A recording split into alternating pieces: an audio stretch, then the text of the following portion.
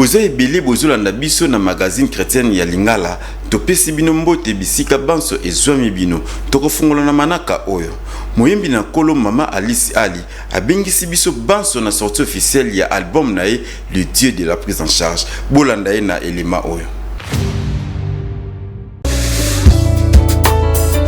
Chaque chose a son temps, chaque chose a son temps. Ngongango et Betty pour l'album Nabiso, Dieu de la prise en charge. Samedi Oyo, le 17 décembre, à partir déjà il y a 12h. Adresse ces allées, c'est Kakamoko. Léon Hôtel, la boulevard du 30 juin, à 2 minutes, na immeuble Sozacom. Droit de participation, et allez juste Kaka, $20, il y a pas mal. Avec $20, aux droit il y a CD, aux droit P aussi, il y a Flash. Où il peut permettre en tout cas au CPLA, au BINA. Ba numéro au moni ezali affiché na itanomoke benga biso tokoyeba na koyanola na mituna ngala za kozela yo esika déjà ebongisa mipona yo boyei malamu. Oui, la réserve de l'Éternel. Nous allons dire avec la chorale Posa Bolingo Solo. Ba programme na mangembo mimosa ezoleka ndenge nini. Pasteur Matulu Yeye alobi boye na micro ya Francis Matondo. Pasteur Matulu Yeye ya église Mangembo Mimosa alobeli biso na tina ya ba programme ya ba culte na bango kuna na boye ya betimbela na bandeko nyonso bazwami na Mimosa Kintuka pêcheur breaking pe pompage pona koya kosangana na église Mangembo Mimosa boyoka ye ba programme na biso ezalaka chaque ya culte mardi vendredi de 17h à 19h30 et dimanche dans un culte moko de 9h à 11h30. En dehors il y a un culte nabiso, tous rappelle différentes activités de l'église telles que chaîne de prière il y a ba maman. Ba priaka particulièrement na makambo etali ba maman et ezalaka chaque mercredi toujours à la église Mangembo Mimosa de 9h à 11h30, une seule fois par semaine, chaque mercredi. En dehors, il y a chaîne de prière, il y a ma maman. Tout ça, il y a chaîne de prière pour tous. Oh, c'est pas ça qu'à chaque jeudi de 18h à 20h ou 20h30. Chaque jeudi, ça c'est pour tout le monde. Et puis chaque samedi aussi, de 9h à 11h30. Tous allez on a pour nabino peuple de Dieu. Boya, to partager nabino la grâce qui est dans cette maison, la grâce de notre Père Espérance Mbakadi. Oh, huile nezo kitalko nangai, et cette huile là, vous allez vous aussi en bénéficier durant toutes nos activités de la semaine. Que Dieu vous bénisse. Église Mangembo Mimosa ezwami na avenue du tourisme numéro 25, quartier Mimosa, en face ya pont carrière Lédia. Boyei malamu. Deuxième semaine, yeba jour de gloire na Mangembo Kitambo. Prophétesse Bijou Mitonga alobi boye na micro ya Francis Matondo. Bolandai. Ba jour de gloire topé mikolo na Nkembo na église de Mangembo Assemblée de l'Équateur. Nkembo eza komonisa makuna elongo na mosakoli Bijou Mitonga oyo azolobela bana na Nzambe na tinda na Nkembo. Maloba oyo ezwami na mokanda ya Exode 33:18 kuna Mose alobi na lingi na mona Nkembo.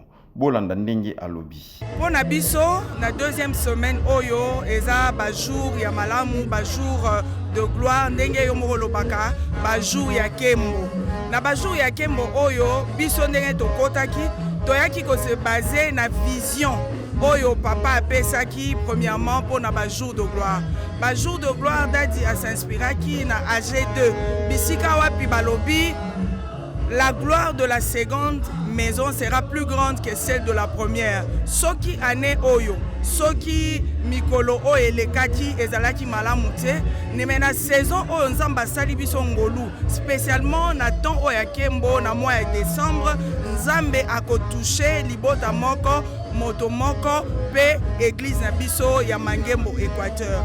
Kembo eza nango ba porte ese fungwami kembo ezali mais esengeli mutu moko atelema asakroche lokola Bartime amoni Yesu azoleka mutu akomema azate mais Bartime alobi Fils de David, Jésus-Christ, aie pitié de moi. Donc, Alingi, Amoni a désiré, Nzambe a visité. Yango toye awa, toye bikena, semaine oyo, toza jusque là, na 3e jour de biso, Nzamba osala biso bola mwebele, wasa bande kosala biso bola mwebele. Ndeko na ngai, yo oyo olingaka kobika na nkembo, yaka kolanda mosakoli bijou na mangembo kitambo, po kembo na Nzambe eza kuna. Exodus 2023 na centre évangélique Horeb bolanda kuna nini ezoleka elongo na pasteur Lems. Pasteur Lems Emmanuel Landa ya centre évangélique Horeb a bengisi biso bonso na Exodus 2023 milulu minene oyo ebandaki uta mokolo ya jeudi 1er décembre pe ekosila mokolo ya dimanche 25 décembre 2022 na mama na likambo falo oyo ayebaki ata mokete Yosefo ndeko kuna bikamwa lobiko masakoli pe na mabondeli ya kafu ezozela yo oyo ozwami na bondal pe na zinga yaka na avenue Mbavu numéro 88 quartier Makelele na commune ya Bandalungwa. Nzambe apambola yo.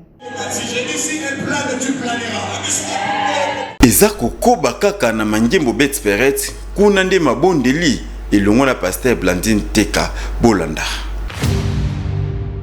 Milulu na mikolo ya Kembo na Mangembo Betperet eza kokoba kaka na pasteur Blandine Teka mabondeli ya kafu oyo ezotalisa monene ya Nzambe ya Dadi Espérance Mbakadi bolanda mama ndenge alobeli Na deuxième semaine au depuis to bandi baza kote ya biso mingi sur la persévérance. Là il y a 2 jours maman pasteur Blandine a parlé avec biso sur la persévérance. Aibisa ki biso il faut te persévérer même s'il y a des difficultés, même s'il y a quoi, il faut te persévérer. Na ba jour de gloire oyo ezaki osimba te, oyo osimbaki nanu te, oyo ozelela ozwa te. Cette fois-ci, il faut te kangama na Nzambe, il faut te persévérer, te percer. Ndenge kaka toza ana kati ya église ya Betperet, donc c'est-à-dire il nous faut percer pour tozwa eloko tozoluka. Donc te persévérer na ba jour de gloire oyo Nzamba opesa biso eloko to banda koluka bane na bane. Na koyebisa bandeko na ngai o bafai na ndaku en tout cas baya na ba jour de gloire oyo Nzambe na biso azosala ba miracle tozomona ngo ba otozaki oluka Nzamba kopesa biso boya ebele boya koloka Nzamba olobela biso. En tout cas ndeko yo oyo oza kofanda kaka na ndaku awa na Betperet mabondeli pe biyanonde eza kotoka awa yaka yo pe ozwa bikamwa na yo. Yesu aza mokonzi pe mobikisi na biso. Elinko lakisa ke tokomi na suka ya magazine mais totanga na no Bible.